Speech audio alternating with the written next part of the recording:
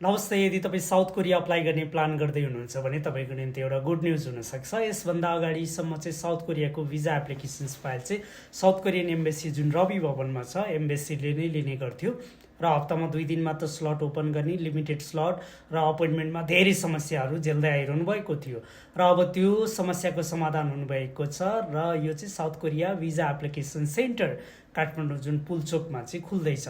धेरै साथीहरूले भिएफएस भनिरहनु भएको छ। भिएफएस होइन है, भिएफएस मार्फत होइन, यो south Korean visa application centre भनेरै तपाईँको पुलचोकमा खुल्दैछ र डिसेम्बर 10 जुन पर्सि छ डिसेम्बर 10बाट चाहिँ उनीहरूले एप्लिकेसन्स लिन सुरु गर्छन् सबै प्रकारको भिजा क्याटेगोरीको निम्ति र अहिलेदेखि नै डिसेम्बरको रिजर्भेसन्सहरू अनलाइनमा अभाइलेबल छ। अनलाइन रिजर्भेसन्स गर्न सक्नुहुन्छ र साउथ कोरियाको भिजा फाइल अब सजिलैसँग तपाईँले visa application center South Korean visa application center पुलचोकबाट सबमिसन्स गर्न सक्नुहुन्छ।